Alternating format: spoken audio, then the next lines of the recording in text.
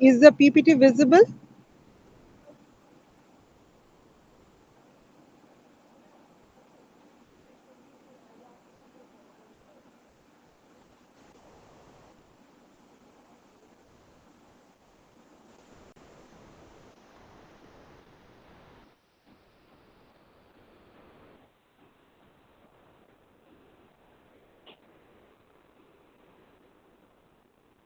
Is the PPT visible?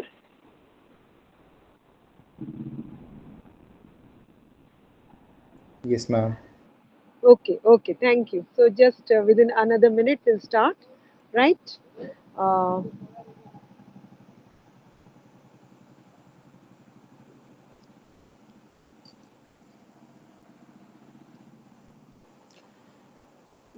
very good morning to all the learners.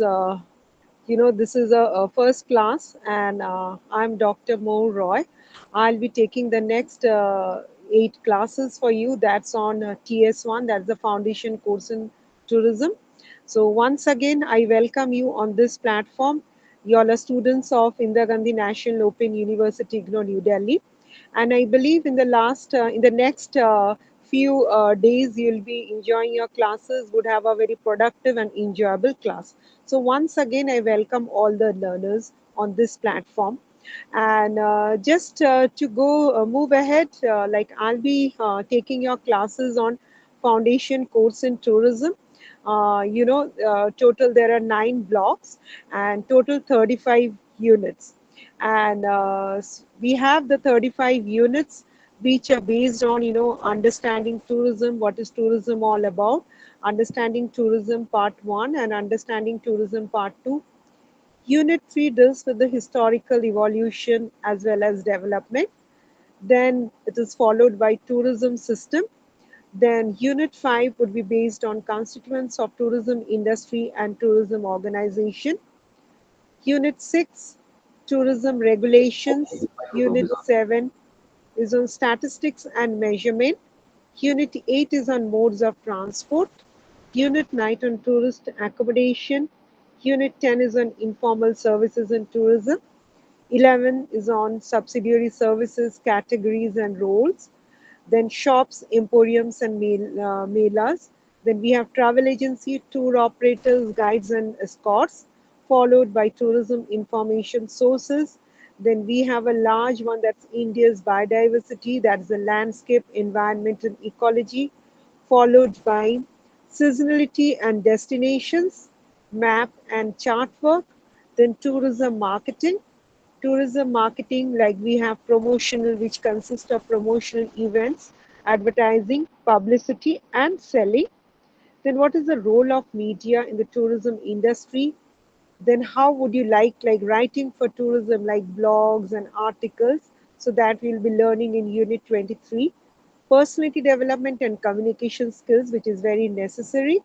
Use of history. Then we'll be learning about monuments and museums.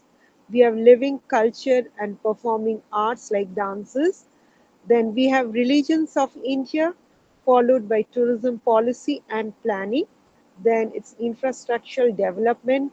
Then local bodies, officials which are associated with the tourism organization, development, dependency, and have decisions, followed by economic impact, the tourism on economic impact, then social, political, and environmental impact, threats and obstacles to tourism. So that's the last one. So total we have 35 units, and I'll be trying to complete this 35 units in the next 7 classes. Like each class, I'll be covering around 3 to 4 units. In today's class, I'll be focusing on Unit 1 and Unit 2, because today being the first day, I want to focus more what is tourism all about. And I believe all of y'all who are attending this class have some, informations what is tourism all about. Okay. See, whenever the word, whenever we think of tourism or going to a different place, visiting a destination and all, it brings in our mind lot of pictures, the pictures of cool hills, the snowfall mountains, snow-clad mountains, then you have sunny beaches, you have long scenic drives. Then we have enjoyment, pleasure, then how to spend your leisure activities, then packing of bags, then you have documents like visas, passports, and you have credit cards, then shopping, spending money. So all these are some of the things, this are in the list which may come to your mind when you think of tourism. So when we talk, because tourism is basically a very, like when we talk about tourism, it is basically a very structured break from the routine life. It involves, something moving to a different destination with a lot of, introspection, learning to learn something new. And there are a lot of experts who have defined tourism in various ways. But in a generic term, when we think of tourism, when we talk about tourism, it is basically, moving to going to a new destination, spending the day, and then coming back to your residence. So here it goes, like, tourism comprises the activities of persons, like traveling to, staying in the places outside their usual environment for not more than one consecutive year. Maybe the reasons, maybe for business purposes, the reasons maybe for leisure, for holidaying, and so on. Okay, today people are visiting for their medical purposes also. So the usual environment of a person consists of a certain area around his her place of residence, plus all other places he or she frequently visits. Now, this is the definition, this is a statement defined by the UNWTO, which stands for United Nations World Tourism Organization. Basically, the word tourism, is being, the word tour is being derived from a Latin word, which means, the word tonos, which means, movement around a central point or axis. Now then the suffix ism is added, which means it's an action or a process. It's basically a quality of it's a behavior or it's a quality.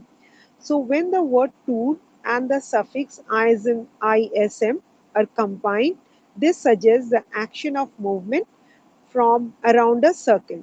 So one can easily say that, one starts from one point, that is basically his residence or, workplace, and then again going around and coming back to the same destination. Okay, so moving away from the normal place of work, that can be a short term basis, that can be a long term basis also. And the purpose is for either for holidays or for pleasure, for leisure, for business purposes, for medical purposes, and for educational purposes, and so on. So what happens in this process? We consume lot of goods, we consume lot of services, such as, the transportation, the accommodation, where the accommodation means the hotels, the motels, then guest houses, then you have resorts, and so on. Then also the food, that is also being included. And what you receive experiences, pleasurable, some are not maybe, but yes, you receive lot of experiences that give you greater interest and the curiosity to learn about different landscape, about different cultures, about different lifestyles of people, the different cuisine, different destinations, and see people with different angles, with different culture, and hear other languages also. So tourism as a significant phenomenon, it basically involves a temporary break with a normal routine to engage with experiences that contrast with everyday life with the mundane. Okay. Now, as I told you in a generic term, tourism is basically, moving from one place and then maybe spending few days and then coming back to your destination. So you can say it can be a movement of people from their normal place of residence to another place for a minimum period of time for the purpose of leisure. Tourism can also be defined as a product, which can be an amalgam of three components. What are the components? That is the attractions of the destination you visit. Then comes the facilities that is being provided at the destination. Then the accessibility of it, how far it is, whether it is nearer to you. So the accessibility. So three important components are attractions of the destination, the facilities of the destination, and the accessibility of it. Tourism can also be defined as a very temporary, short-term movement of people outside their workplace, and they include in different, indulge in different activities to meet their needs. That can be a social needs, that can be their physical needs, that can be their financial needs, and so on.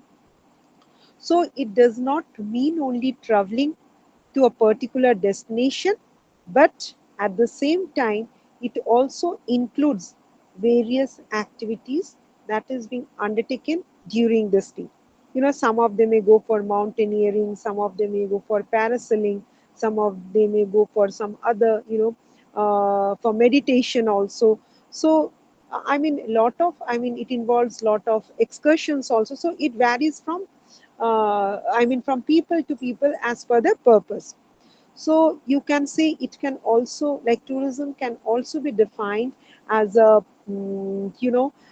collection of activities, the services that's being rendered to the tourist, or the products that is being rendered to the tourist, and also the industries like the hotel industry, the hospitality industry, the tourism industry that delivers a experience. And that experience could be in the form of travel, the accommodation, the transportation, the fooding, the lodging, the retail shops, then the entertainment business, then you have activity facilities, and also other hospitality services provided for individuals, or it can also be for the groups that is being traveling away from home. So, the study of man away from his usual habitat of the industry, which usually responds to his needs, and of the impacts that both he, the traveler, and the industry have on the host's socio-cultural, economic, and physical environments.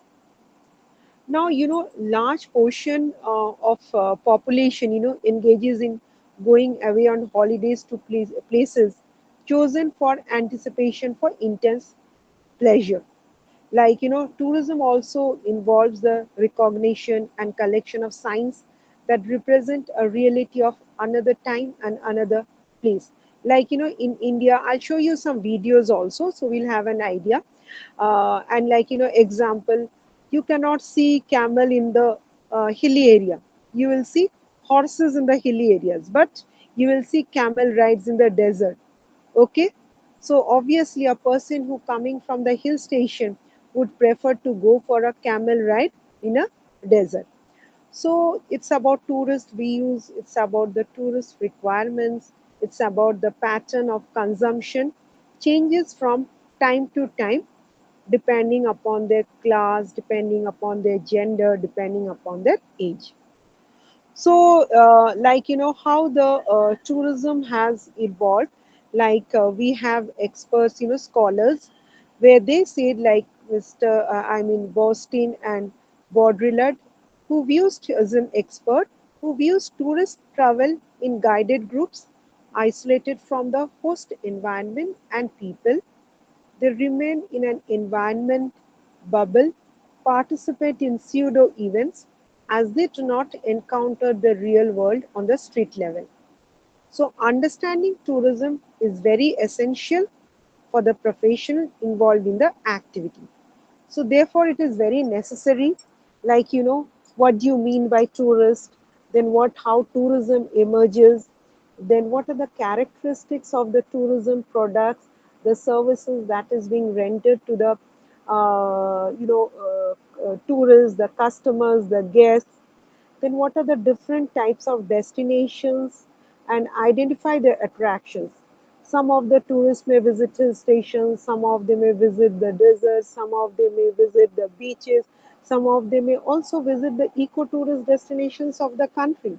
So it varies from persons to person, their likes, their dislikes, their requirements, their needs, their budget. So everything, that's like different types, you need to identify those.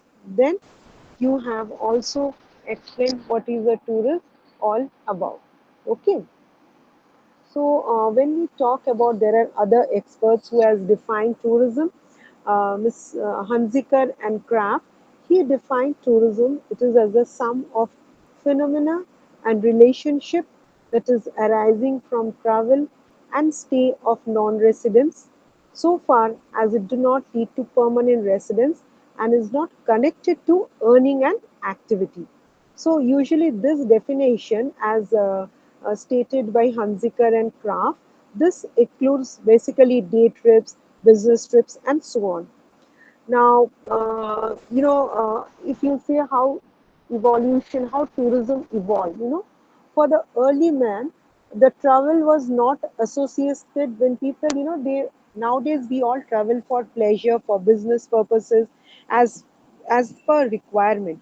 But for the early men, travel was not associated with the words pleasure or leisure, as it is today now. The word travel has originated from the word travel, Travel, has been originated from the word travelly, Travel, travel, which meaning painful or laborious.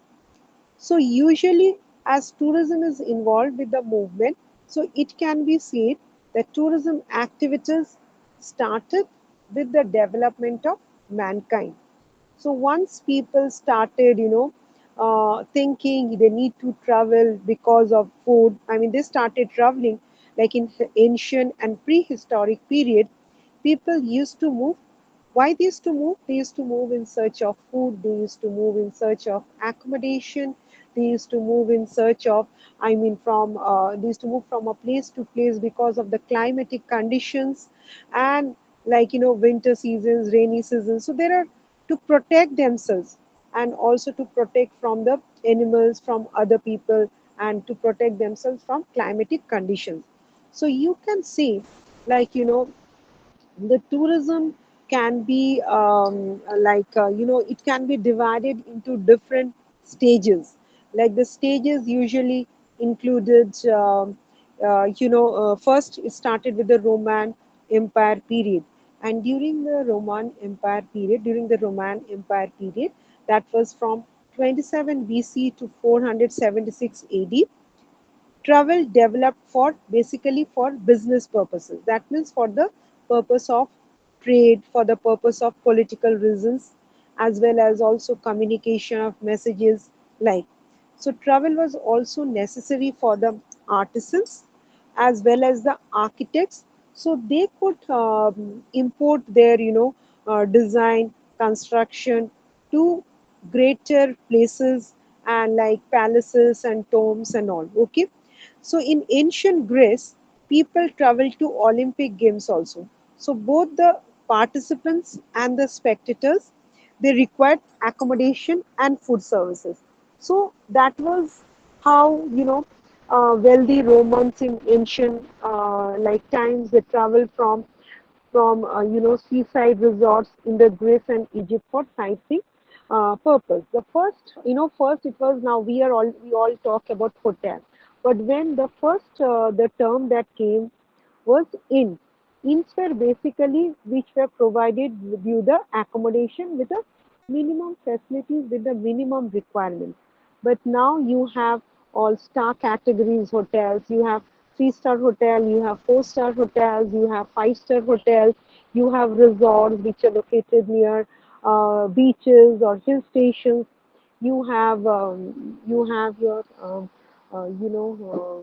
the, all these eco-tourist destinations, like eco-tourist spots which are located near rural areas and stations and so on.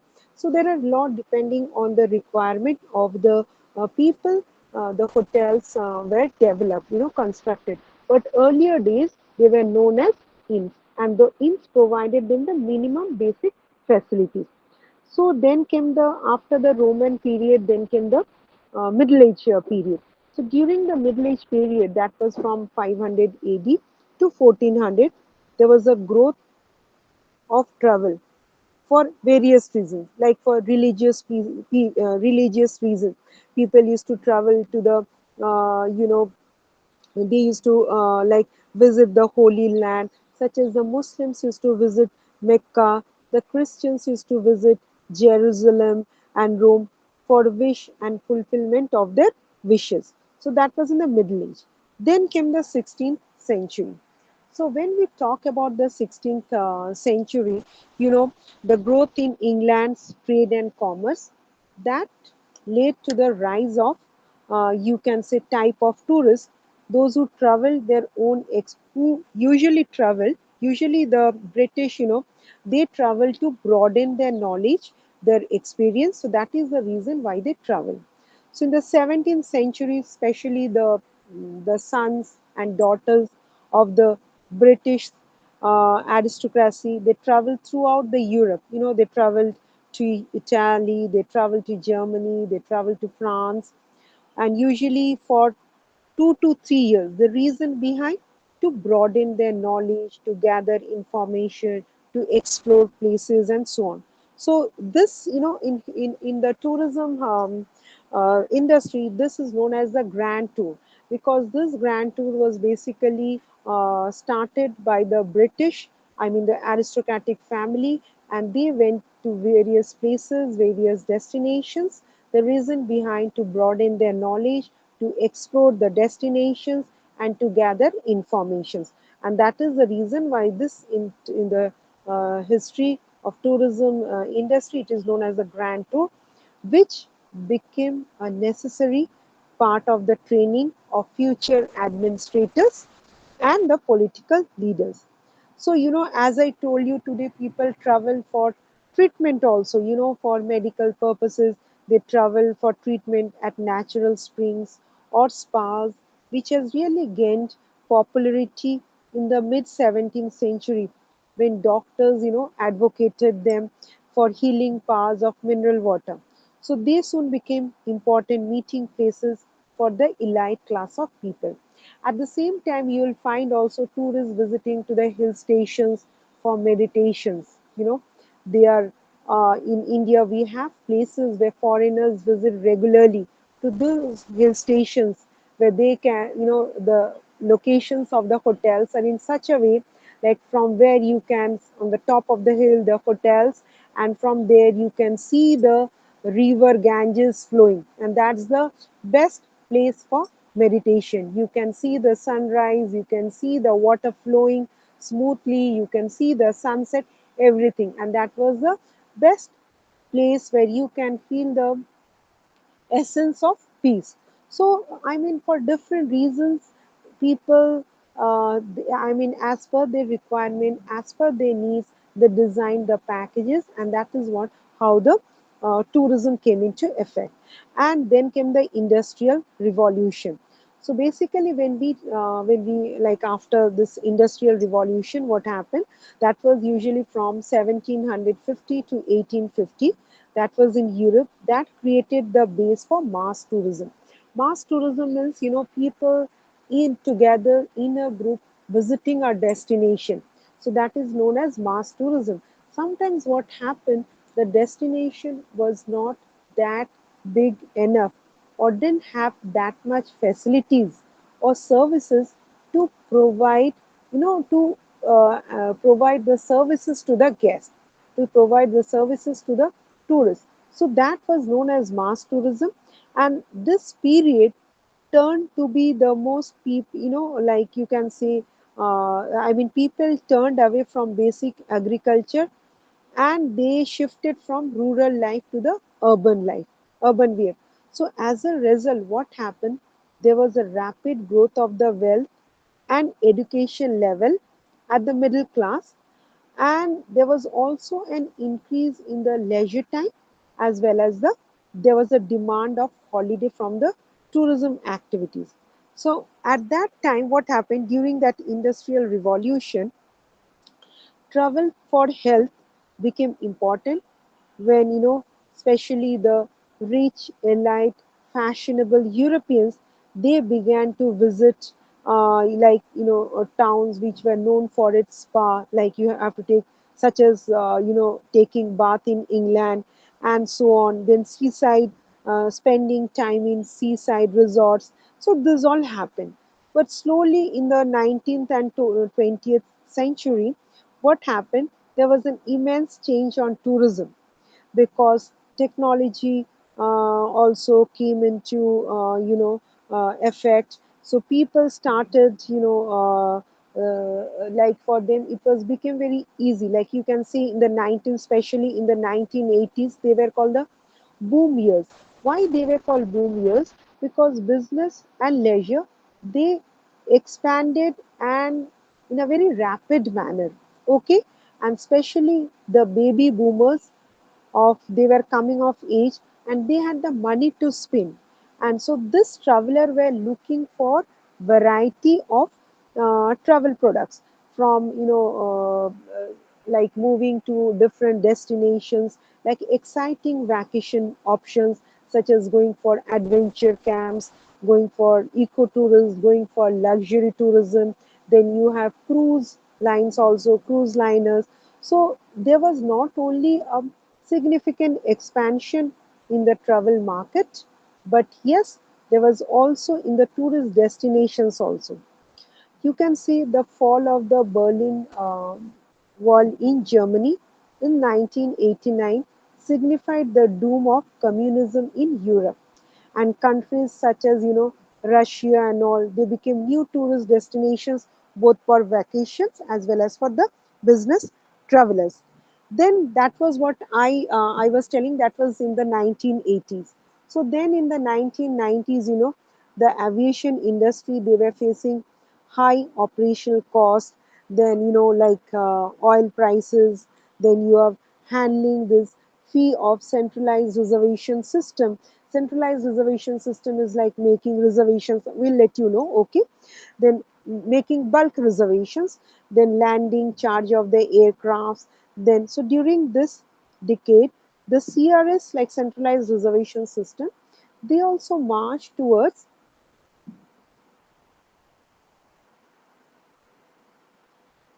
one sec. uh, they also march towards you can say sophisticated technology. So what happens, it becomes possible for the agents, like the travel agents, so they can book a huge inventory of travel products such as the hotels, car rentals, cruise lines, rail passes, theater tickets from the centralized reservation system. Now, today, if even if you don't visit, if you don't get the chance or opportunity to visit a beautiful tourist destination, but you can see the videos. So, you can keep it on your bucket list. Maybe in a year or two, I would visit that destination. So you can say everything is being, made on a platter and it is being served to you as per your requirement. And the thing is that you need not, you can take the help of the travel agent. They can book the flight tickets, they can plan your package, tour package as per your needs, requirements and all. So slowly everything has becoming so customized. So you can see the introduction like of this ticketless traveling, like we have the electronic tickets, then bring benefits to the airlines by usually cutting the amount of paperwork, then cost of tickets. And at the same time, what happens? The passengers, they also do not have to worry about carrying, tickets or papers, which are documentations and all, and making their purse heavy. Everything they have on their mobiles or laptops. So it is so, technology has made traveling so easy. And although electronic ticketing does not bypass the travel agents as intermediaries, but yes, it makes easier for the airline to deal directly with the consumers. Okay, so you can see the advance in technology also help the airlines as well as the other travel supplies to sell directly to travelers through the internet and other kiosks, you can say, which are available at the airports. So these kiosks are basically found at the airports, the railway stations, which usually sell your accommodation, then travel tickets, and then you can also book car rentals and all. So what happened? The travelers, the tourists, they can now log on to the internet, which through easily they can reach for any travel information, book a simple ticket, book a hotel room without any hesitation. So there are thousands of new destinations, not in our country, but throughout the world, and which you need to explore. See, everything depends on your how you focus on things, how are your likings. Suppose like I don't know much about you, I mean all the learners who are there today, but yes, when you are when you have enroll yourself in this tourism subject, of course you have some, you can say some of, for some it may be a need, some of, for some it may be a hobby, some for some it may be a liking, because you wanted to know what is tourism all about, whether you want to make your career in tourism. So tourism is one of the largest industry in the world today, and it's generating maximum employment, generating revenue, and development of infrastructure and so on. So there's a lot to learn, but yes, there are a lot to explore also. Like in this, like the timing is very short. I may not be able to provide you all the informations, but yes, I can provide you all the links, the informations where you can explore those sites and get the informations. Now as we before, like we have now coming to movement of tourists. This slide is about movement of tourists. Like we all know, there are two type of tourists. Like one is the domestic tourist and other is the international tourist. So domestic tourism is like when we talk about, like I have already said about, I have explained you all about how tourism evolved. Now comes about domestic tourism and international tourism. When we talk about domestic tourism, so it is tourism within the country, like moving, like I belong to India, so from one destination to another destination of India. So they are moving from one state to another state. So that is known as the domestic tourism. But at the same time, you also do have international tourism. What is international tourism? That is travel from one country to another country. There are a lot of foreign tourists visiting India. They are visiting India to spend their holidays. They wanted, they are, then there are lot of wedding destinations. Our country has, there are a lot of heritage hotels. What are heritage hotels? These heritage hotels are basically forts, and they have been converted to hotels. So they are known as heritage hotels. Now these hotels are usually established before 1950. So they are huge palaces and forts, you can see. So what happened after some time, the kings they found it was very difficult to go for maintenance. So part of it they had sold it to different hotels, and now they are known as the heritage properties. There are different heritage properties, and they have become also destinations for grand wedding and all. So there are international tourists who are visiting our country for the purpose of for an official purpose. Some are on expatriates, like they are on official purpose to India for 2 to 3 years. Then some of them are coming on educational trips. Some are coming on to attend conferences, seminars, workshops, and so on. So domestic, the difference between domestic and international tourism is that tourism that is within the country is known as domestic tourism, and international tourism is that the travel from one country to another. Now, and in international tourism, there are inbound tourists and outbound tourists. What are inbound tourists?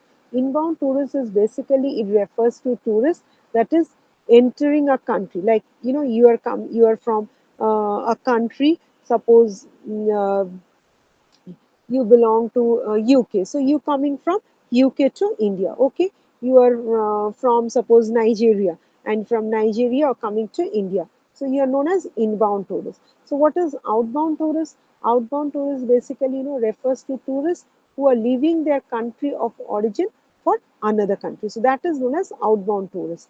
Now what you mean by, what are the reasons for travel. Now, before coming to tourism products and services, you should know why should people travel. Now there are reasons for travel. Why do people travel? Because we need to know what are the tourist motivators. What are the travel motivations of tourists? And that question should be answered like, why do people travel? Now, it is very important to what are the factors that is being related to, now travel motivators can be, when we see about travel motivators, they can be defined as those factors that create a desire in the people, the create, I mean, the desire why people should travel to a different place. So, when we talk about motivators, you can see motivators are the internal psychological influences which affects an individual's behavior, individual's choice. Okay, so it is very important to study why, what are the important factors which promotes tourism during all these periods. So there is curiosity, there is wanted to learn about the culture. See, now I am, I mean, when I'll be taking your classes, I'll be showing you lot of videos in between. So you'll be coming to know about the Indian culture also. Okay, so what we celebrate, what is the cuisine, the outfits we wear, how is the different northern, western, southern, eastern. These places are famous for what? Art, culture, monuments. So there are lot to know. There are hill stations, there are sea beaches, there are eco-tourist destinations. So there's a lot to learn. So you have to. So people travel for various reasons. One is the curiosity. You wanted to learn what the other countries culture. People like our culture. People like the food, how we prepare. And India is a country with lot of festivals and lot of celebrations. And just now I was, we had some festivals and all, and you won't believe the statistic says that India is the country which spends maximum revenue, maximum, I mean, you can, revenue is being generated during the celebration time, during the festival time. So they are the people, Indians, they spend a lot during any festivals, whether it is buying from small products to large products, like, use micro products, like whether it's your outfits or your jewelries, to, vehicles, to houses. So this is, just a few, not even a week ago, we had a festival, and people had spent around 5,000 crores of rupees on that particular day. 5,000 crores. So you can imagine they're spending, power. They think, in this spending power, it is not about, like, gifts or any materials. It is also about the product, food. This I mean the food, they go to various restaurants, they buy different types of foods, products, then fruits, then they, their houses and all, they have to, with the decorate their houses with lights and all. So it's a huge, affair, you can see. And they spend a lot during this fruits, during this festival. So here comes the word tourism product. So what do you mean by tourism products and services? Now, when we talk about tourism products, like, there are, India has lot of tourist destinations, but still then you will find many Indians, they are going abroad, for their tourist, for their vacation, for their holiday. That also like status, I had been abroad to spend my vacation. But of course, there are lot more beautiful vacational destinations in a country. So when we talk about tourism products and services, now tourism product is both physical as well as a psychological construction which is challenged to transform dreams into the reality. And tourists is buying temporarily a strange environment, including unique climatic and geographical features and intangible benefits like bargain, luxury service, hospitality, atmosphere, a culture, a heritage. Now, what does it mean? It means, like, suppose if you suppose purchase a T-shirt, I mean a shirt, okay, proper a garment. If you say you purchase a garment, and I ask you, ki, where did you from where did you purchase the garment? So what would you say? I have purchased the garment from a shop, or you can show it to me the garment you purchased. But suppose if you visit a hotel and you experience the service, and if I ask you how was the service, can you show me the service? Can you show me your experience? No, you cannot show your service. You have to explain. You know, it was a very beautiful, the services that was being provided was, you can take photographs. Yes, you can take the photographs and show. But your feelings, you cannot, show it to me. But through your words, which is known as word of mouth, you can show your feelings. So that is what is intangible is like, you cannot show them, but you can, through your words, you can explain the feelings. Now, tourism products are unique, no doubt. They are luxuries, they are more psychological in nature to convert the dreams into reality. And tourism product on the other side also depend on a reputation. Reputation that is earned by the satisfaction of previous users as well as on advertising. So tourism services, they cannot be tested, they cannot be seen, they cannot be sampled or compared in advance, and it cannot be stored for future use like other normal products. Now, if you purchase some food products, you can store it, but suppose if you are flying from here to Dubai, you have a flight is having a, suppose, 100 seats. So, if it's 100 seats are occupied, then the revenue from the revenue that was supposed to be collected, fully it has, the revenue has been collected. But for example, out of 100 seats, one seat is left blank. That means the revenue of that particular seat has gone wasted. So that is how in tourism, so these tourism products, they cannot be tasted or they cannot be seen, and they cannot be stored. The revenue which was supposed, if a room in a hotel has having 100 rooms, and today the room sale is 80%. That means 80% rooms revenue has been collected from the sale of 80 rooms. But 20 rooms remain vacant. There was no revenue for the no revenue for the 20 rooms. That means the revenue has been lost. Tomorrow is another fresh day, another new beginning. So you have to ensure that the revenue is not being wasted, it is being collected properly. Very eventually, there are a lot of, that is the reason why a lot of business strategies have come out. You might have seen, if you want to book a flight ticket tomorrow, it would be very expensive. But if you buy the flight ticket well 1 month in advance, you'll find quite cheap. Why this dynamic prices is there? Because this dynamic prices depends on the demands, depend on the supply, demands of the tourists, demands of the travelers. If they are able to, sometimes they are able, as per their demands, they are able to supply. But so there's a word called yield. Yield management is basically revenue management. So this revenue depends on two important factors, and these two important factors are your yield, your demand and supply. So yes, we can always see that tourism services, the service that is being rendered to you, like suppose I am teaching you, or I am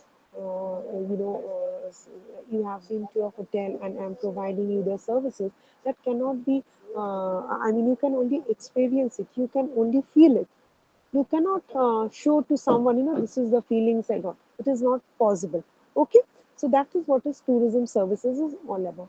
Now comes to tourism impact areas. So when we were talking about what are the reasons why we travel, there are a lot of reasons why we travel. There is curiosity, there is culture involved. You wanted to know the culture of other places. Then there are interpersonal relations also. Then there are relaxation, refreshment of body and mind. Then there are health issues also. Today doctors are advising you, you can visit to these all places where you can go for relaxation. And people are, so that is known as medical tourism. There are around, earlier we had only 10 to 15 types of tourism, but now today there are more than 60 types of tourism. It's creating, like it's developing. Eventually, one by one, is developing. So there is a medical tourism. People are traveling for their health. Then there are status and prestige motivators. These are identified with one's personal esteem and status symbol. As I told you, they wanted to stay in five-star hotels. They wanted to visit destinations, international destinations. Then there are reasons people also travel for professional or business purposes. Then there is the spiritual purpose, as I've told, Muslims, they travel to Mecca, Christians, they travel to Jerusalem. So, they travel for spiritual purpose.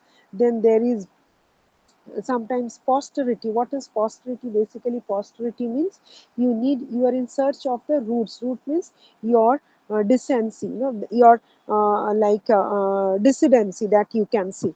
Okay. Then people travel also for pleasure. Then there are people, they travel for sports also. Many destinations, the World Cup cricket is being taking place in India, and different places, different cities of India. So we have lot of tourists now visiting India. Then there's the leisure time, there's a disposable time, disposable income also. People have a lot of disposable income. That is the reason why they are spending so much time on leisure, leisure time. Then they are also spending on education.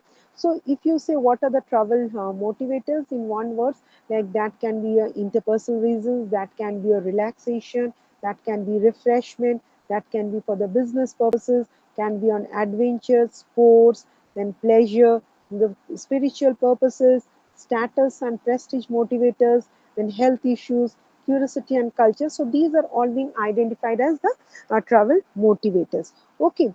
Basically, when we talk about tourism, tourism is a global phenomenon, and tourism is an activity which is very essential to the life of the nations, because the reason behind is because of its direct effect on the social, cultural, economical, political, and educational sectors, and on their international relations also.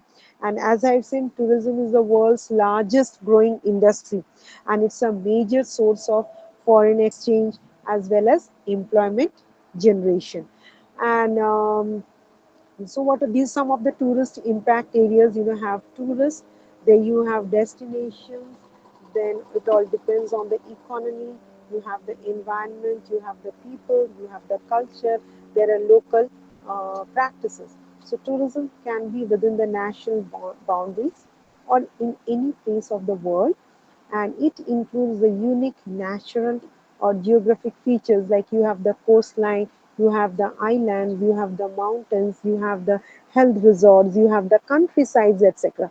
And especially these tour periods depends on holiday periods, then prices, attractions, activities, number of destinations, then you have package tours, then you have individual tours, and so on.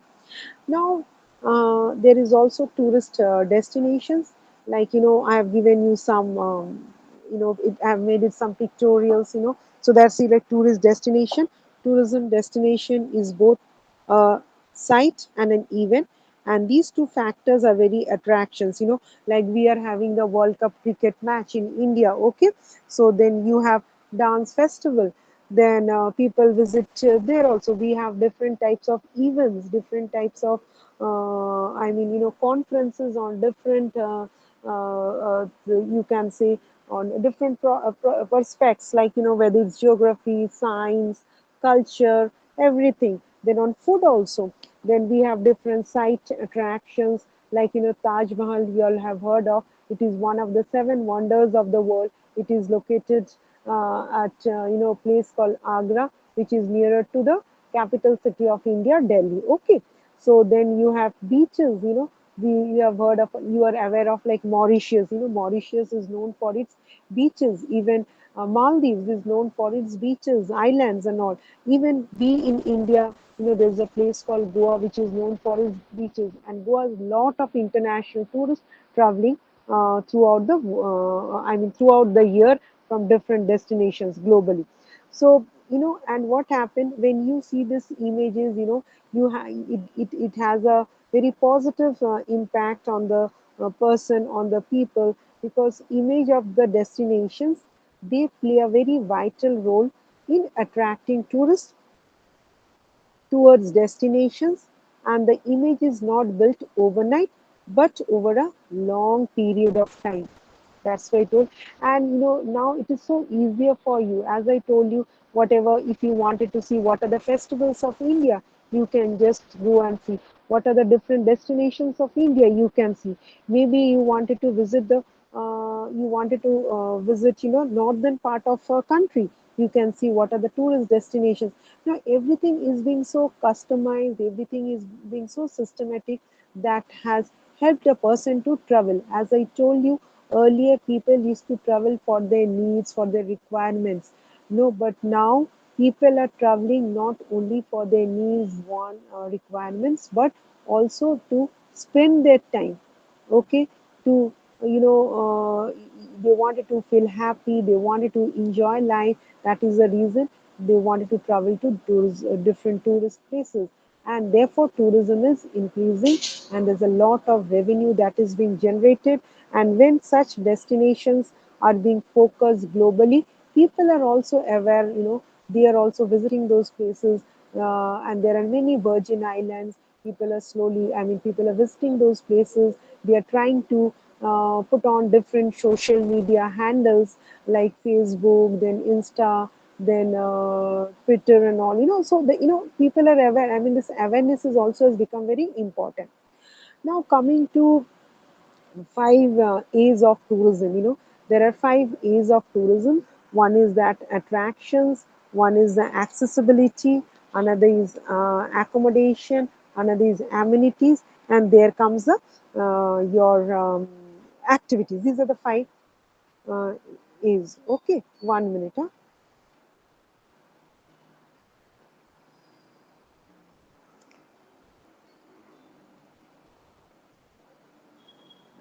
One sec. Huh?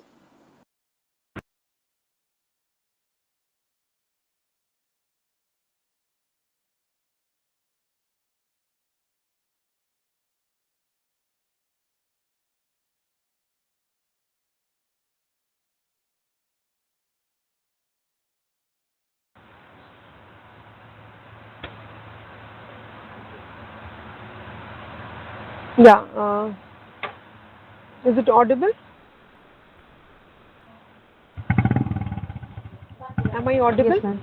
Okay, Yes, okay. ma'am. Okay, fine.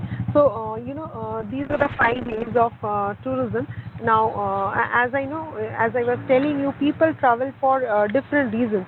So, when you travel for different reasons, it is only there are different dimensions of travel and tourism industry.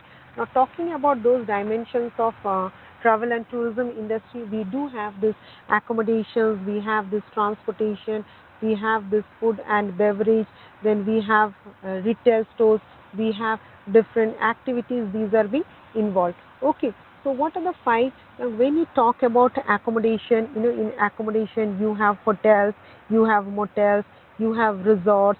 Usually hotels, you are aware of. What are motels? Motels are basically which are located on the your roadside. So these are known as motels.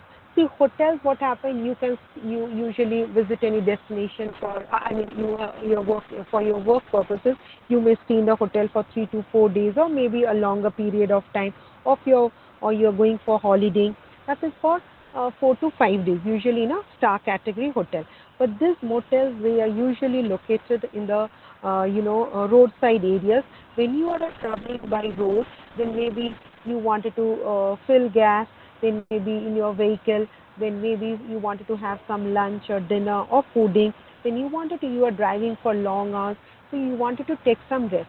So these motels are basically accommodations usually located in the roadside, and the guests usually take usually the motels are being they don't have they have the minimum facilities, and guests usually the travelers usually stay for 4 to 5 hours.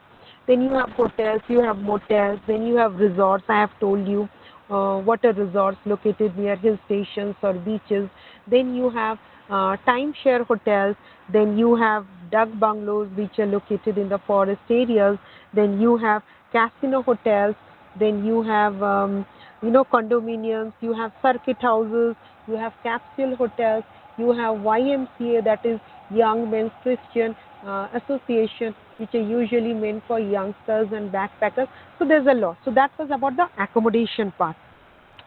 Then coming to the transportation, you have the transportation. These are all, you can say, these are all dimensions of tourism. So that involves accommodation, that includes transportation, that includes food and beverage, that includes retail stores, that includes activities.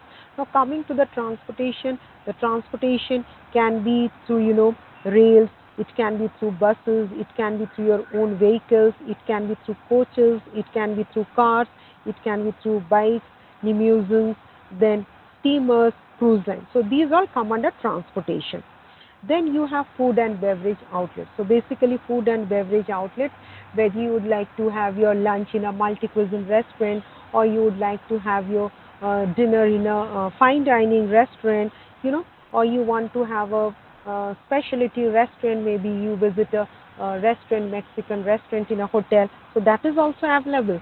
Then you have bars, then you have pubs, you have discotheques, then you have takeaways, like especially during the COVID time, most of the food where there were takeaways, there is like Swiggy, Zomato, so you can order the food and the food will be delivered to your home. Then you have kiosks, like you have seen in the airports and railway stations or bus stations. There are small food outlets, so they are known as kiosks. And there are the retail food and beverage outlets. So these all come under the food and beverage department. Now come the retail stores. What do you, even like suppose if you are studying tourism, okay, so after completion of your hotel, so after completion of your tourism studies, you want to join the hotel industry. So you can work in the hotels, like you can work in the bars, you can work in restaurants, but at the same time you can also work in retail outlets. There are various types of retail outlets, like you have this shopping malls, you have this art and gift shops, you have art and craft shops, you have handicraft shops, you have handloom shops, then emporiums are there, and souvenir shops are there, super bazaars are there. You might have, in our country, Delhi, which is the capital city of India, it has at the airport, the international airport, which is known as Indira Gandhi International Airport, located at the capital city of Delhi, India. It has plus 500 plus outlets. So whatever you want, you will get. Right from jewelry to food to vehicles also. Jaguar one showroom. I mean, the outlet is very small, no doubt in. But yes, a Jaguar vehicle is also there. And if you wanted to have a smoke, there is a small place where you can go and smoke. If you wanted to, do your prayers, there is also a place to, go and do your prayers also, like namaz, you can go and read there. So everything is there, 500 plus outlets. So you can imagine how big the airport is and what are the facilities, because each customer, each traveler, each guest has a different purpose, and as per their needs and requirements, everything is being customized. So you'll find all this in the retail stores. And tourism, it is a part of tourism, okay. Then you have activities also, like we have, as I told you, this is the year ending, we are in the month of November, just another 1.5 months to go, we will be entering into the new year. So Christmas is coming, like we Indians recently celebrated two major festivals. One is Diwali, then we had Dashera, Durga Puja. Now 25th December, Christmas is coming, then there's the New Year's, and places like Goa and all, you'll find visitors from international tourists visiting those places. So you know, these all these activities, these are all a part of tourism. So those can be seasonal festivals, seasonal activities. Then there are trade fairs. Then you have this ethnic festivals. Then you have road shows. Then you have exhibitions. Then you have sports events. Then you have cultural events. Then you have amusement parks and so on. So these all come under activity.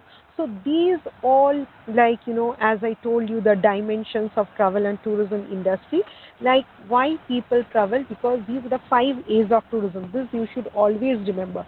What are the 5 A's of tourism? One is attraction. That is the reason why you wanted to visit Taj Mahal. Then there is accommodation. If you are a budget class tourist, there is a accommodation. There is a budget class. Like for example, take the case of Taj. They have luxury hotels, they have budget class hotels. So as per your requirement, they have Vivanta by Taj. So those are all mid segment. Then you have Taj, the palaces. Those are the luxury hotels. So depending on this, you have, depending, the accommodations are there, okay, as well as you also have YMCA, Young Men's Christian Association.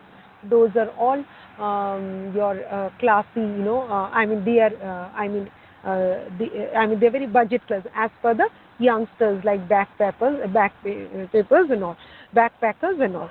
So there you have accommodation. Those type of accommodation is also involved in the tourism department. Then you have the different, accessibility. As I told you, how will you travel? By road, by rail, by train, by cruise and so on. So that is accessibility. How? Then the amenities. What are the facilities provided? You want a swimming pool, you want a spa, you want a gym, you want a health club to be there in the hotel. So all these facilities you'll be getting in a five-star hotel. When you enter a five-star hotel, you have a health club, you have a gym, you have spa facility, you have your swimming pool. So these are all the amenities.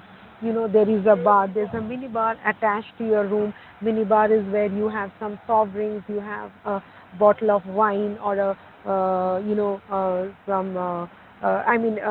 some soft drinks. Then you have some snacks. Then you can order from the room service or bar. So these all facilities are there in 4-star, 5-star properties. Then comes the activities. Activities, as I told you, some of them would go to a particular destination for mountaineering. Some of them may go for parasailing. Some of them may go for, to have an adventurous trip. So there are a lot of activities are also being, people visit to different, some of you all want to go to camel riding, then some of you all may want to go to a hill station for trekking. So this is all activity. So these 5 A's, these are all 5 A components of tourism. So you should remember the 5 components of tourism. That is, you can say 5 A's. One is the attractions, one is the accessibility, one is the accommodation, one is the amenities, another is the activities. Okay. Then yes, um, then you have the tourism forms and types. Now, tourism professionals, they convert dream into reality, as a result of which various types of tourism came into practice. Now, after suppose studying tourism, you wanted to be a travel agent also. I'm not sure, I don't know your dream. You might be having, some of you all maybe want to be a travel agent, some of you all may be a tour guide, some of you all may want to work in the hospitality industry, hotel industry. See, this tourism industry or the hospitality industry is basically a skill-based industry. So skill-based means it all depends on your skill. Suppose tomorrow you own a restaurant and it's a very popular restaurant. Why it is popular? Not because of the scheme, not because of the amenities it provides, because of the food how you prepare. That is very important. So the food how you prepare, your preparation of food and service of food all depends on the skill. So that is what is this industry is all about, skill. Some of you all maybe want to be a travel agent, you have to sell packages to different customers, to different, tourists, not only in India but abroad. Like our government in the Indian tourism development corporation that is under government of India, which takes care of all the travel related services, products and service, I mean all this. So they are not only having office in India, but they are also having offices in abroad also. And you might have you if you have a notice, then you can always see India tourism, incredible India, because the tourism of India is at such a vast way. Now people, now it's in the global map, everybody knows. And especially our prime minister, our honorable prime minister Narendra Modi ji, a lot of conferences, seminars he's attending, and especially the G20, which took place in India, where all the dignitaries had come to India. And the way the tourism had, the way the tourism I mean, it was focused, India's, right from your food to the culture, the art, the craft, the way it was focused, people were very happy. I mean, many of them didn't know India is such rich in culture and heritage. So it is not that sometimes we do have, but we are unable to promote it. We have to, I mean, it should be properly packaged and then promote it. So when you can be also a tour guide or travel guide, you can package the tour and sell that product to customers. That can be domestic tourists, that can be international tourists. Okay, so like basically, tourism, as I was talking about what are the tourism forms and types. Tourism professionals, they usually convert dream into reality. As a result of which various types of tourism came into practices. There's the rest and recuperation, that is taking rest from the everyday life, escape, escaping from everyday reality life. Every day if you have the same type of food, don't you feel bored? Oh, I'm eating the same. So you need a change, you need a test. Where do you go? You don't eat the food at home, you go to a restaurant, you go to a maybe fine dining restaurant, you may go to a specialty restaurant, you may be liking Mexican dish, you may like Chinese dish, so you'll go to a specialty restaurant.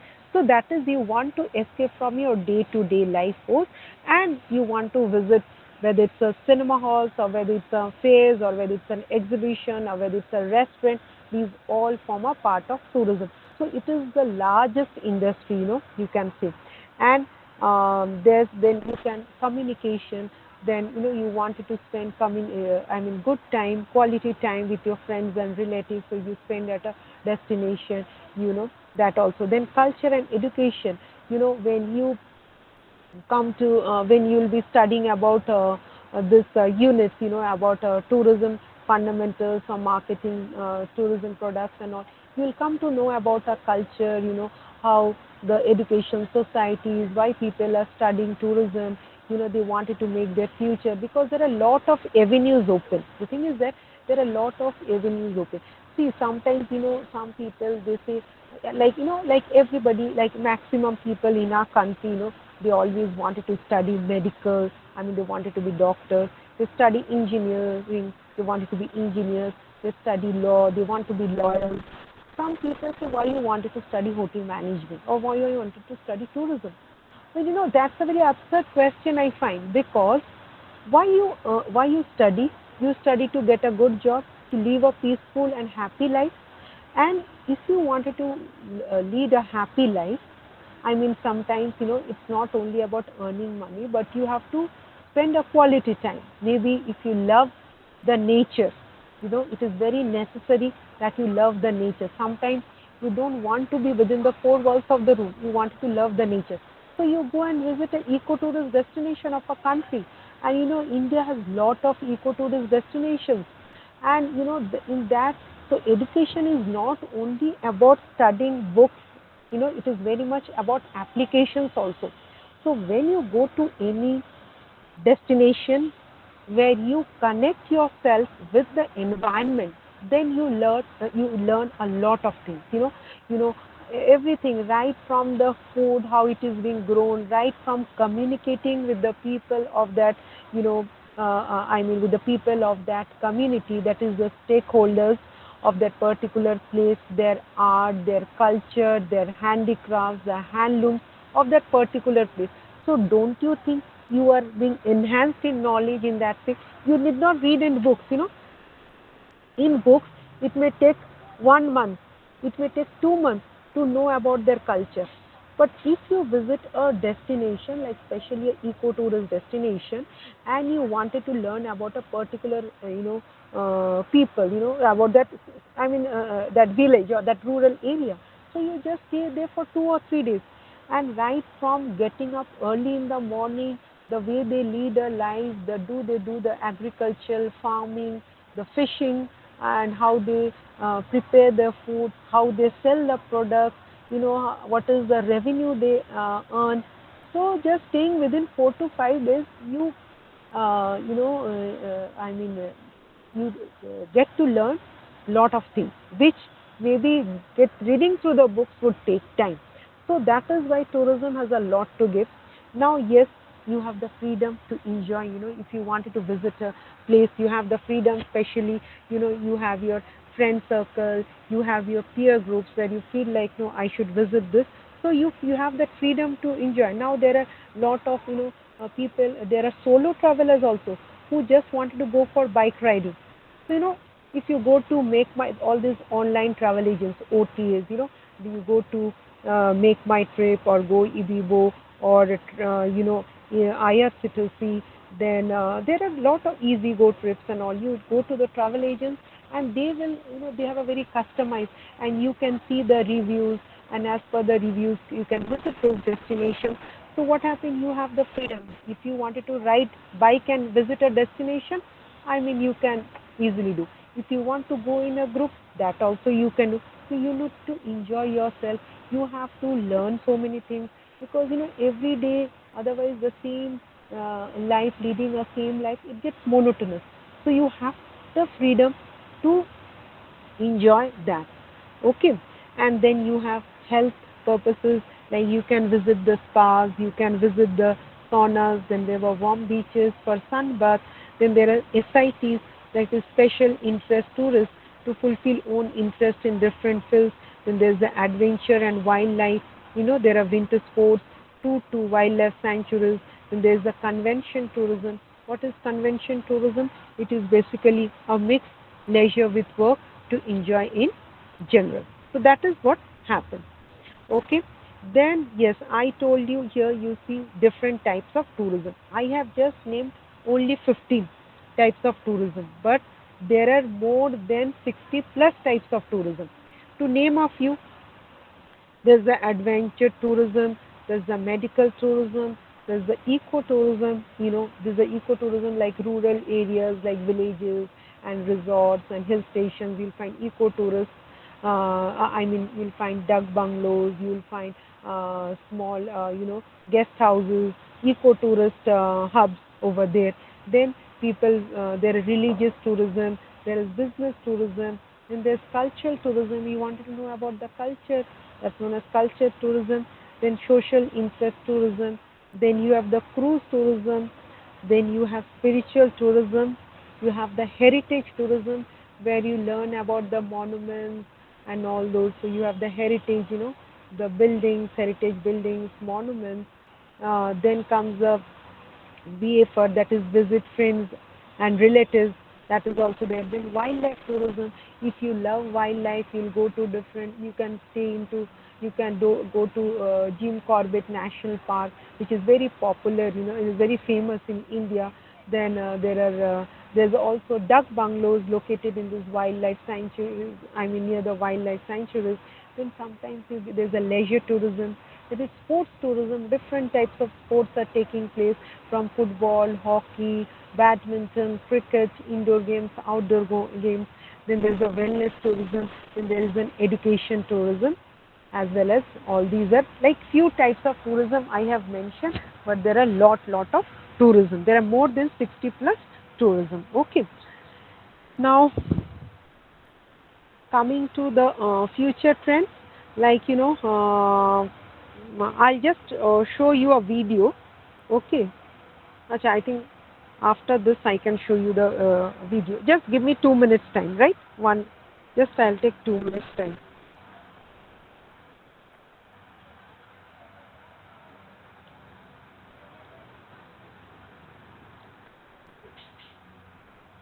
Gera, I mean, there are, okay. Uh, any of y'all have any questions? Like, maybe I'll be back after 2 minutes. Huh? Just give me 2 minutes time.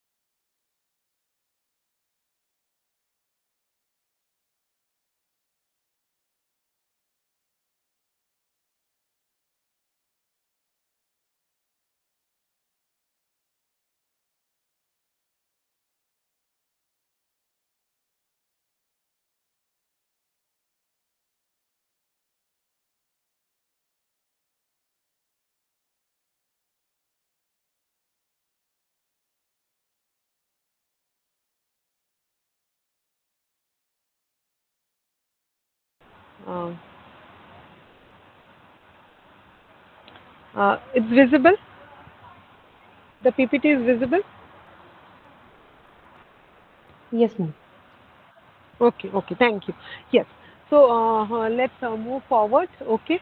Now, future trends. Okay. So, like I have showed you, like there are different types of tourism, but you can always explore.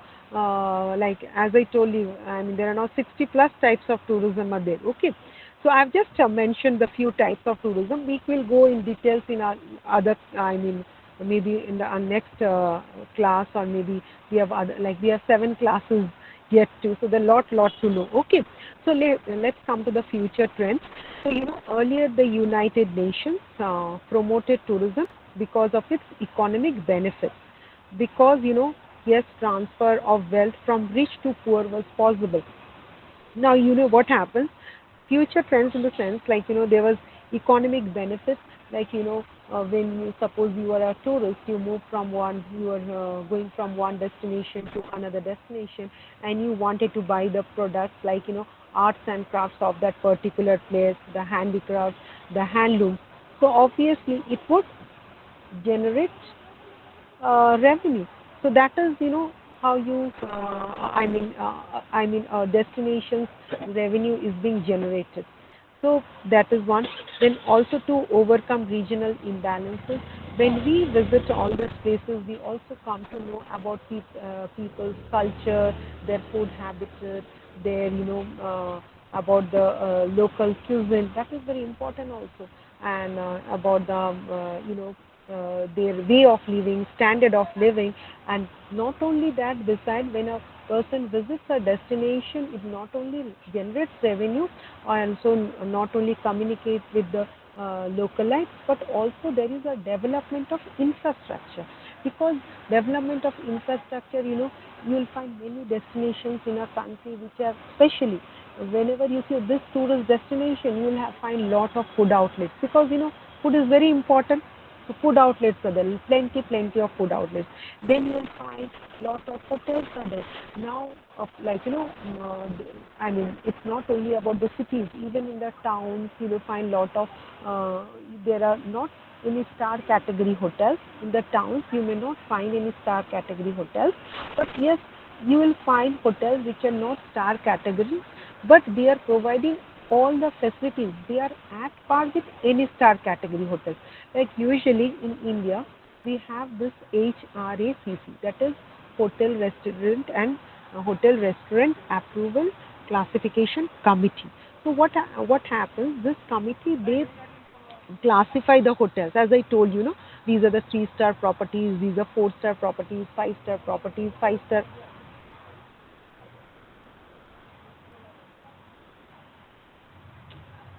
One sec. I think the PPT is not visible, no?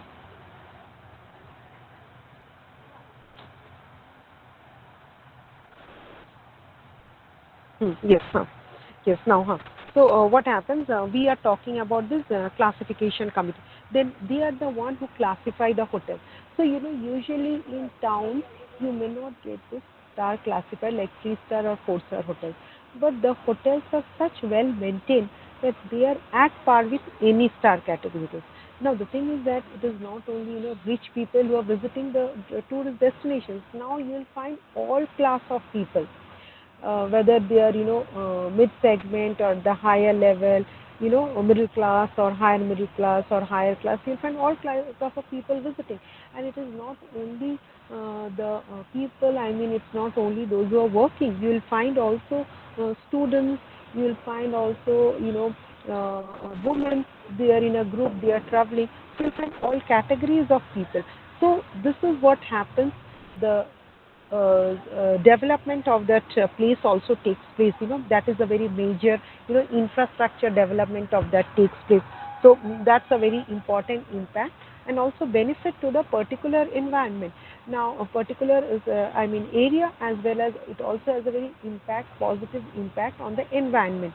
Now you also do have, when all these hotels or when these food outlets are coming up, when all these souvenir shops are coming up, you will find employment is also increasing at the same time. So that is the reason why students are studying hotel management, they are studying tourism to get employed in this type of outlets, to get employed in this type of outlets. Okay, that is, so what happens? Provide employment to people with less educational qualifications and skills. The thing is that, as I told you, this tourism and hospitality industry is a skill based industry. So if you know the art of cooking, then you can have your own, you can open your own food outlet, you can have your own restaurant. Once you see your business is developing, then you can keep more, I mean you can increase your workforce. That is how it happens. But yes, sometimes qualification is also necessary. Suppose if you want to work for any universities, or if you want to work for a college, if you want to be into academics, or if you want to work for any organization. Okay, if you are if you have your own startup, then maybe you don't require your that qualification. You can be your, I mean you can be self-employed, be an entrepreneur. You can be self-employed, you can run your own business. But yes, sometimes if you want to work for an organization where you think that you have the skills but you don't have the qualification, so in that case you can enroll for different types of courses which are relevant to the hospitality and tourism industry. That is, then to provide employment is also very important. Then comes to boost the economic growth with earning from the tourism, foreign exchange. Of course, when the infrastructure develops, obviously there are a lot of tourists. So some places you will find tourists are going and returning back the same day, because there's no tourists are ready to stay for a night, spend their night, but there are no accommodation no I mean accommodation available. Accommodation is available, but not to satisfy the demands of the tourists. Maybe they don't have, they have the minimum, like just you can say budget class hotels. They don't have the star category hotels. Or sometimes even tourists are ready to stay in those places, provided they find the accommodation. But during the peak season, that is the very, when it is known as the peak season, or it is known as the lean season. Lean season where the business is very low. Then you have the peak season where the business is very high. So during the peak season, you'll find lot of tourists, visiting. So that is what is known as mass tourism. That time you don't have that much facilities in respect to accommodation as well as in fooding to accommodate the tourists. So that results in mass tourism. And when such mass tourism, occurs, it also spoils the beauty of that particular destination. See, you don't like to go to a place which is crowded. But nowadays, if you go to, there are many destinations which are fully crowded, especially when, especially the beaches and all. You'll find, lot of beaches. So what happens as a result, you also not only spoiling the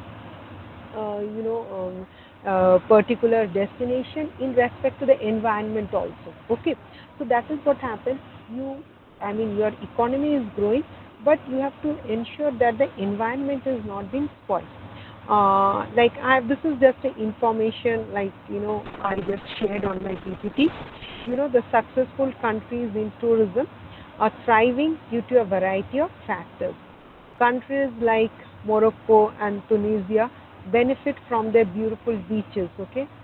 Countries like Morocco and Tunisia, they benefit from their beautiful beaches and their relative proximity to Europe. Tourism in Egypt is based on the rich history of ancient Egypt, pyramids, artifacts, and breathtaking Red Sea beaches. See, Morocco is known for its beautiful beaches.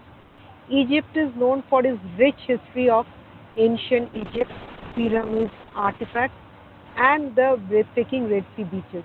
South Africa and Kenya benefit from wild safari expeditions, attracting tourists to see the wildlife. See, three, one is known for its beaches, one is known for its pyramids and palaces, the other one is known for its thick wildlife expedition, wild safari.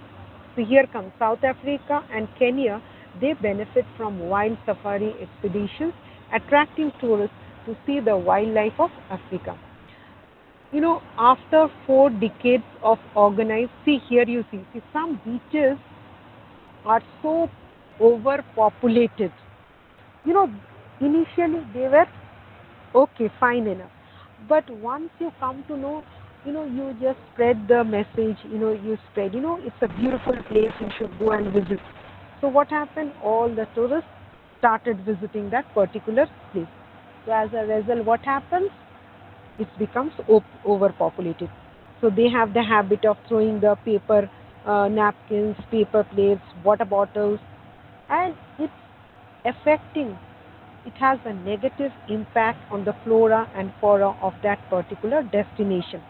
So after 4 decades of organized mass tourism, today people understood the need for sustainable tourism. Now here comes, I didn't mention over there, the sustainable tourism. See, whatever we have to sustain that. That is very important because we have to take care of that particular place. If it becomes overpopulated, if it is being affected by mass tourism, then obviously it would be difficult for sustain the flora. It would be very difficult to sustain the flora and fauna of that particular area. But people used to visit that site only for the flora and fauna of that particular region. So now you have to have a sense, it really makes a sense because as an individual, as a respectable citizen of a country, we have to ensure that this is being protected, this is being taken care of, you know, and there what the sustainable what comes into effect. So sustainable tourism, we have to understood the need for sustainable tourism. So sustainable, there's a need for sustainable tourism. So that is using the carrying capacity to control on the number of tourists as well as type of tourists to be developed. So sustainable tourism is basically the carrying capacity. See, if a boat it can accommodate 100 passengers, but if you are unable to accommodate, if you are unable to accommodate 100, suppose you have accommodate only 90, the other 10 ships go vacant for the revenues loss. But people in our country also has that habit, a boat which can accommodate 100, they try to pour on more people and they have 150 passengers in the boat. But what happens? After some time, when you're in the middle of the sea, it gets drowned. It's a river, it gets drowned. So you can, now what happens? Now, this is what happens. So mass tourism, if you define what is mass tourism, sustainable tourism, basically every destination has a carrying capacity and you should have a full control on the carrying capacity. Okay, that is what is important. 1 second, 1 minute.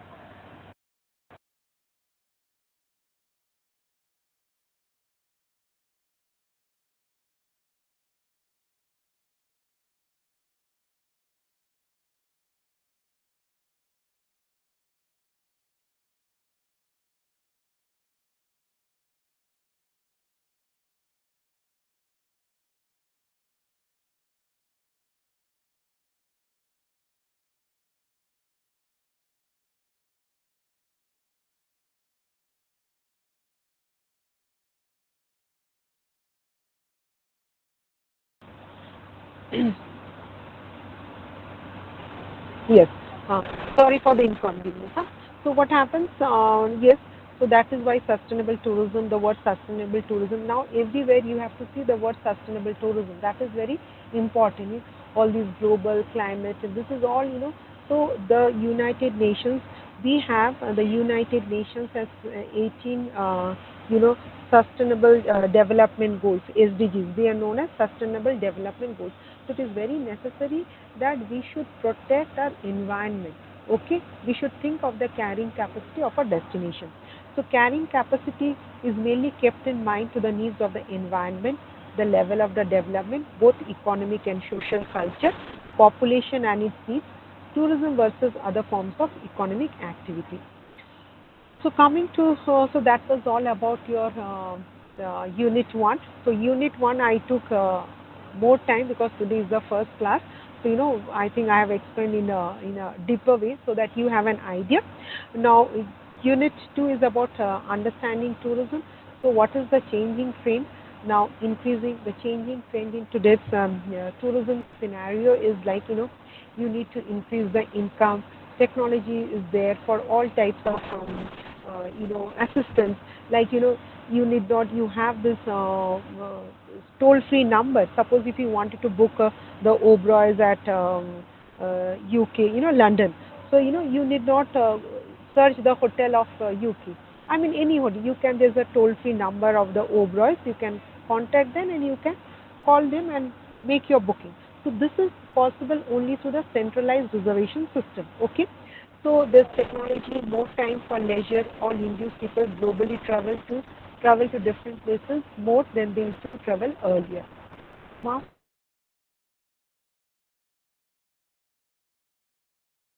tourism phenomenon increased tourism related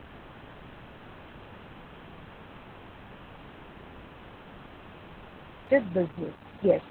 Now, like seaside resorts, then you have wildlife safari, then national parks, and the travel agents. Okay, they provided cheap accommodation because what happens, we are unable to provide. There are, as I told you, there are two words: demand and supply. When the demand is more, supply is less. So they will, all the tour operators, they sell all these cheap accommodation and catering and other facilities that is required for medium budget travelers. Packaging soon started spreading, and Club Mediterranean, a total resort concept, emerged and became very successful. There's a, nowadays, if you wanted to visit Mauritius, you'll have a package. You need not think, you just talk to the travel agent, they'll do everything. They'll give you a budget, you can tell, and as per the, I mean, they tell, for 5 nights, 6 days, this is the amount you spend only from airfare to your hotel accommodation to the fooding to various visiting the different destinations, everything is being packaged. Only thing, if you wanted to buy something like the artifacts, the arts, the crafts or something, then you have to spend from your own pocket. But otherwise everything is being very designed package. It is known as customized. So tourism product expanded, and marketing of tourism through focused researches identified the motivation from tourism. So understanding the importance of tourism, all nations started developing it with utmost care. Okay. Soon stereotyped tourism came into being, and advances in technology, meaning travel is now very easier, that you are no, with just on the help of a mouse you can book your tickets within not even 5 minutes, within 2 minutes you can book your tickets, you can you can book your hotels. So it has become, life has become now more easier, quicker and more affordable. So the growth of the internet means it is easier than ever before to book holidays. Improvements in worker rights means that paid holidays for employees makes it easier to take time off. Why? Purpose of travel, I have already, there are four, like they say 4S, that is sun, sea, sand and sex. Tourists certainly found a destination where they are left undisturbed. That is very, culture and traditions at destinations are very important. Once they were a source of honor, soon became their mean of earning a living. So that is how it happens. So, costly sports like golf, they were included and it received a lot of earnings. But experts always feel that it is not environment friendly and also ends in cultural degradation. there's always cultural degradation, because as I told you, if people visit a particular destination for the flora and fauna, and if there results from mass tourism, obviously it would have a negative impact on the environment. I have already told you about the travel motivators. Now there are different types of classification of tourists. Yes, there are students, there are business tourists, there are educational tourists, there are incentive tourists, there are health or medical tourists, tourists who are going to visiting different places for their medical purposes. Then comes the leisure and holiday tourists. Then there are the adventure tourists. Then there are eco tourists, as I told you. Like I have given one example, Bonita Gardens in Bloemfontein in South Africa. Then leisure tourists, people traveling to different destinations for the purpose of religious. So religious, yes, people are shopping tourists. People travel to Dubai for shopping also. So that they're shopping tourists also. Then people are traveling for like book fair, special interest tourists and all.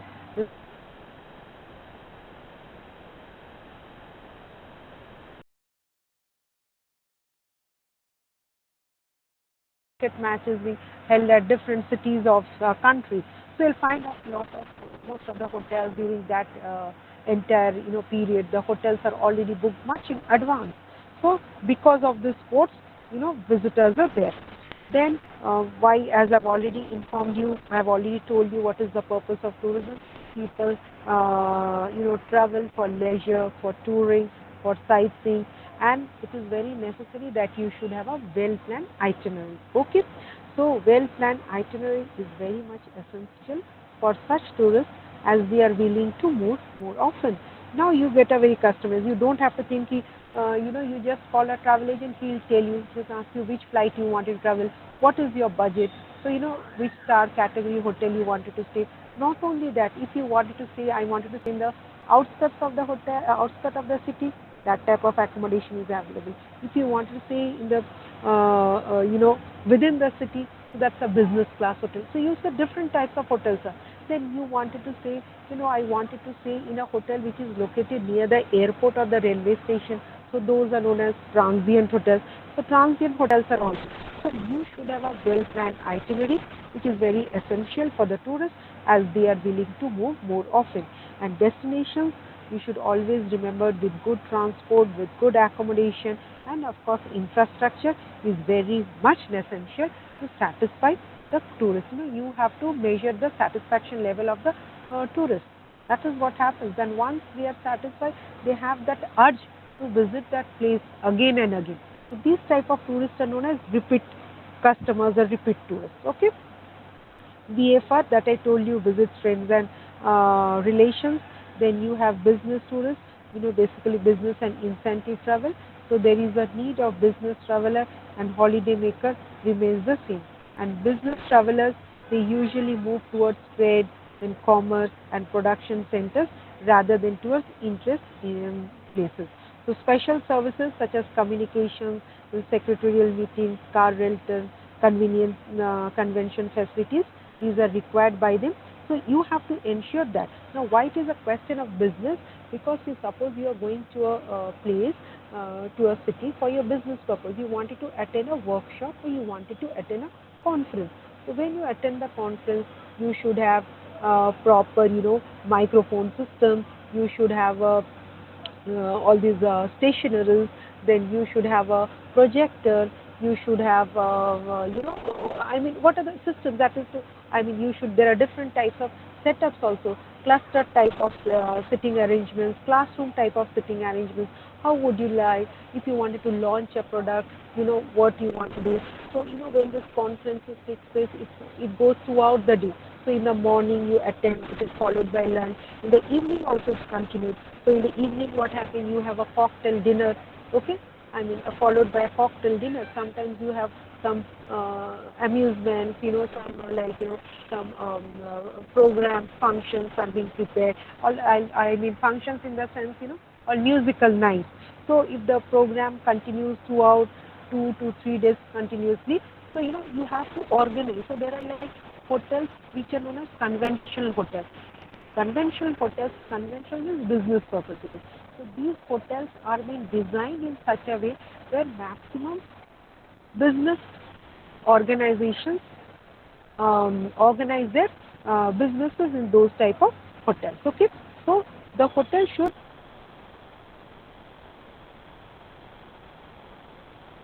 provide all the facilities. So they should facilitate all the services and the products as required by the customers. Special interest, so basically special interest of tourists with for catering, tourists with special towards art, education, culture, music, sports, architecture, wildlife, etc. Okay. Then you have alternative tourists. Alternative tourists are basically tourists like to do things differently. It's called alternative tourists. So negative impacts of mass tourism ended in alternative tourism. They want less to be with other tourists and more with living cultures and share services of local people. So they want to have organic food. One sec, 1 minute.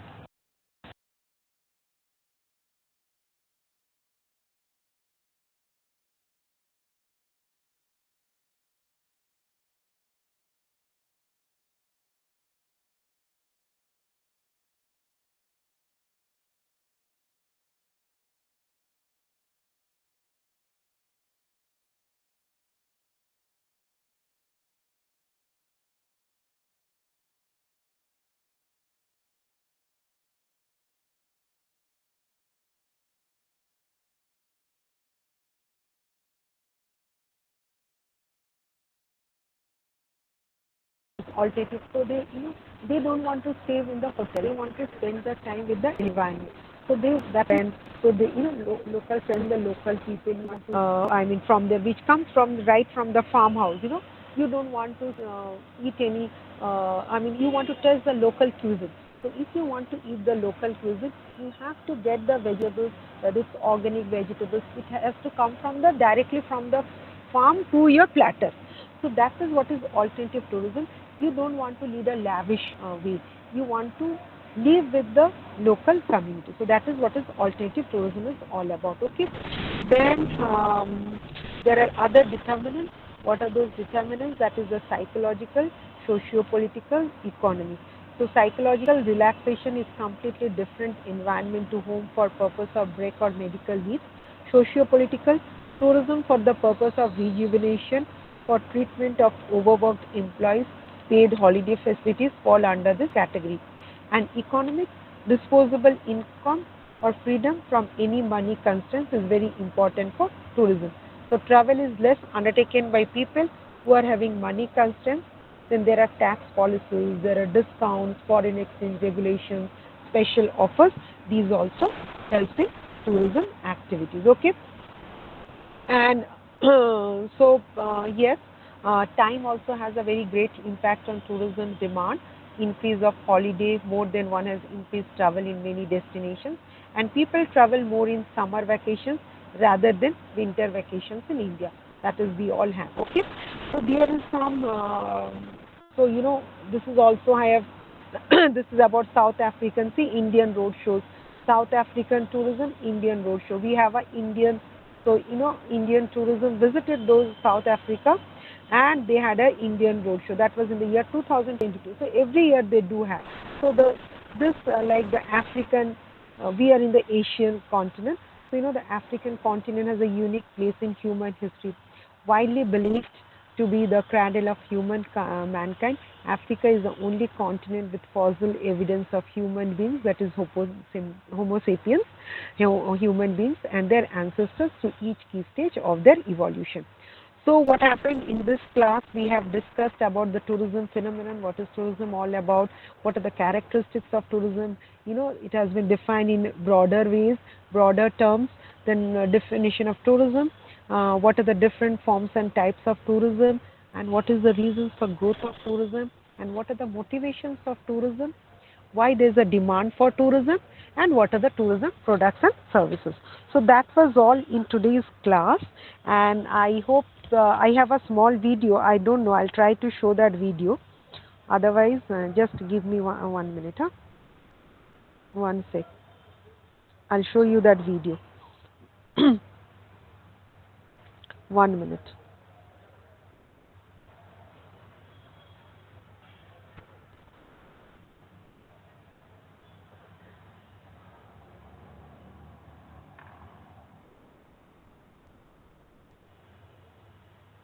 bordered by 7 different countries, Is it not to visible? mention the Arabian Sea and the Bay of Bengal, means that there are One sec. Yes. many different sides to the country. More than 20 official languages, multiple religions, and a variety of cuisines exist within India's borders. To truly 1 sec. Huh?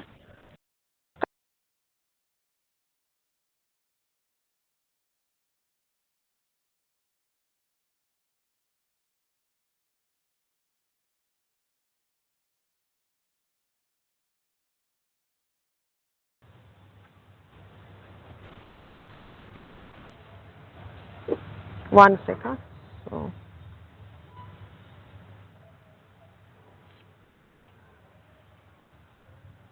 yes. Huh? experience the breadth of Indian culture and history, travel is key. Here's a look at the best places to visit in India.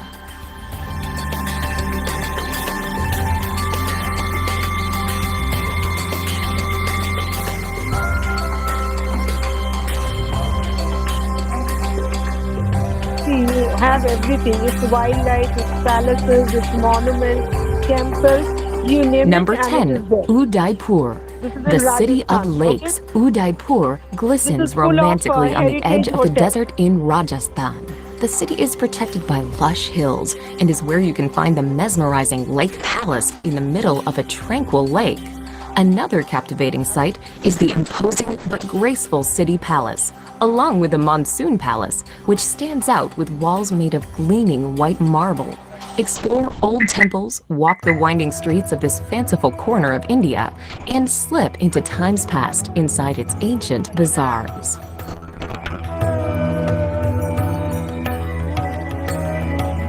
This is the palaces. Okay. See, you will find lot of palaces, monuments, and these palaces are being converted to hotels known as heritage hotels. You see the art, the crafts. These are all Mughal architects. See, Mughal architects you have.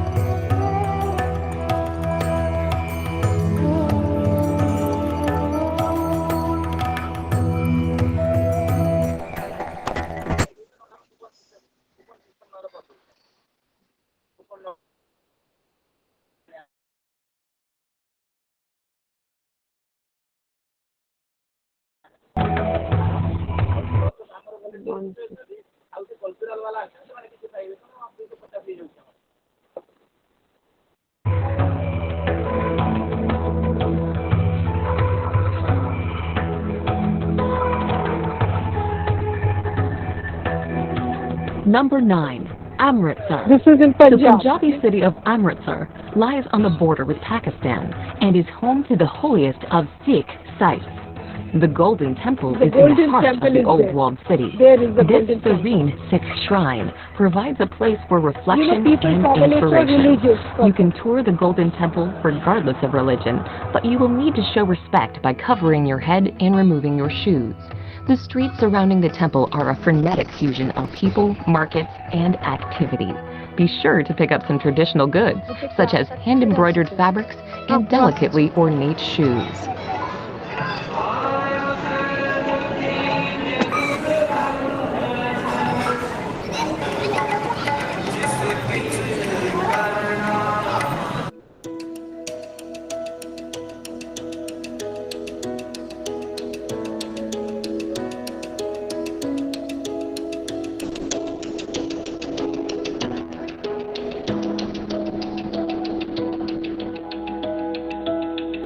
Number 8. Ladakh. In northernmost India, in the heavily disputed Kashmir region, is the mountainous destination of Ladakh. This region is large, but it has a low population density and a number of nomadic residents. Breathtaking, pristine scenery is a major draw to the area, but virtually all travelers will also spend time in the town of Leh. The town is located at a very high elevation, and it is home to the 17th century palace of the King of Ladakh. Buddhist culture is also prominent in Leh, and you may wish to explore some of the many Buddhist monasteries and temples. Number 7. Goa Beaches. On the western coast of India is Goa, a former colony of Portugal that blends Indian culture with colonial influences and plenty of international tourism. Goa is popular largely because of its spectacular beaches. The busiest of all is Hendalam Beach, where travelers from around the world flock to soak up the sun. Anjuta Beach, by contrast, is far less crowded. It is also an amazing place where you can walk to Chapora Fort and admire the sandy coastline from a new perspective. Palolem is considered one of the most beautiful beaches in all of Goa, with its natural bay surrounded by lofty headlands on either side.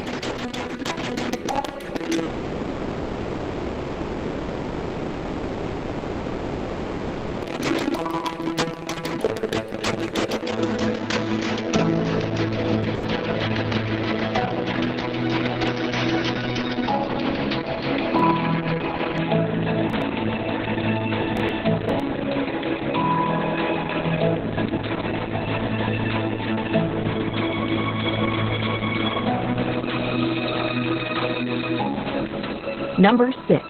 Delhi. If you're spending The capital certainly city of visit the India, capital Delhi. city of Delhi. The enormous, sprawling destination is home to several districts, and it is considered to be one of the oldest cities in the world. One of the top sites in Delhi is the Red Fort, which was built in the 17th century. The Red Fort is made from sandstone, and you will be able to walk through its Lahore Gate, into the bazaar, through the Jewel Palace, and even into the former residence of the Sultan. While in Delhi, you should also make time for the many museums and religious structures that make up the city.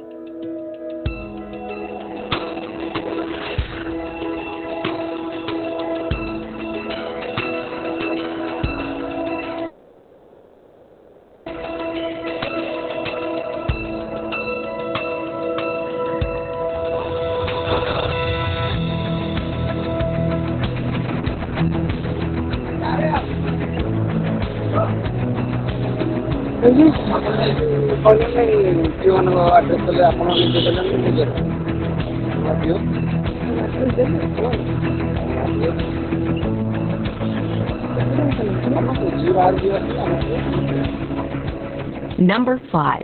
Ellora and Ajanta Caves.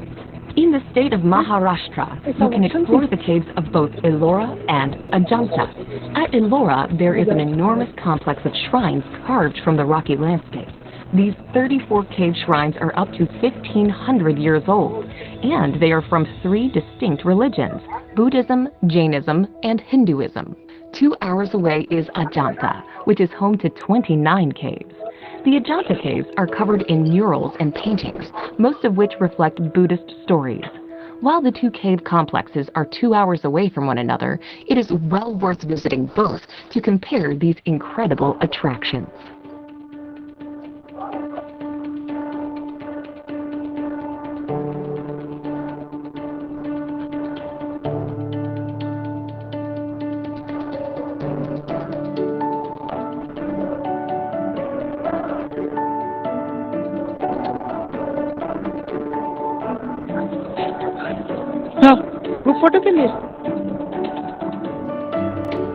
Number 4. Varanasi. A city that may seem strange to many Westerners, Varanasi is of great religious importance. The holy city sits on the banks of the divine Ganges and is believed by Hindus to be a sacred place of pilgrimage. The city is known for the religious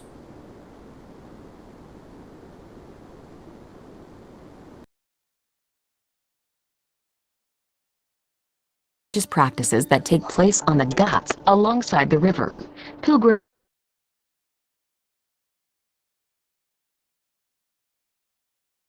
wash themselves in the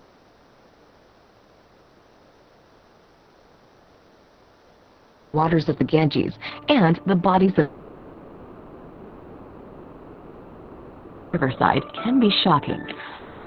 To Varanasi is also contemplative and ultimately helpful.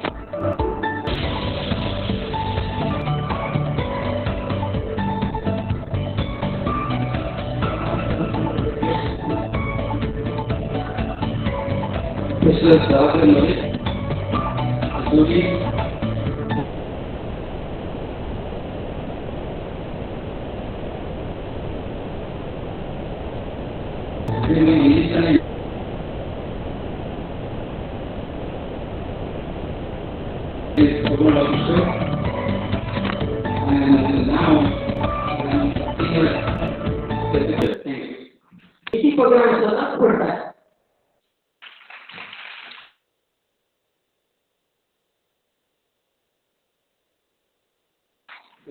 everybody. Myself, Raghunath Number, HOD Department of Social Work, Institute of Media Studies, Program Officer and ex-DPO, Koda. Thank you. नमस्कार, मेरा नाम अजीत कुमार है। मैं just अभी यहाँ पे positive हूँ। आज यूथ ऑफिसर एंट्रेंस वॉलंटियर रहा और मुझे इसका प्रेसिडेंट अवार्ड मिला, नेशनल यूथ अवार्ड मिला और यूथ के लिए एंट्रेंस के लिए बहुत सारा काम किया है। तो मेरे लिए Do you know what will happen if you read one every week? Let me share some three powerful benefits. First one, you will improve your knowledge and ability to solve any of your problem. Point number two, you will reach top 1% growth. All successful people across the globe, they have one thing in common. They read books. They read books, especially non-fiction books. Point number three, you will unlock magical power of your mind and attract ideas that will help you grow exponentially. But how to read one book every day? Average reader reads at 150 to 250 words per minute. However, speed reader reads at the speed up to 800. Thank you, sir. I'm Dr. Presently working as Program Officer from Charapada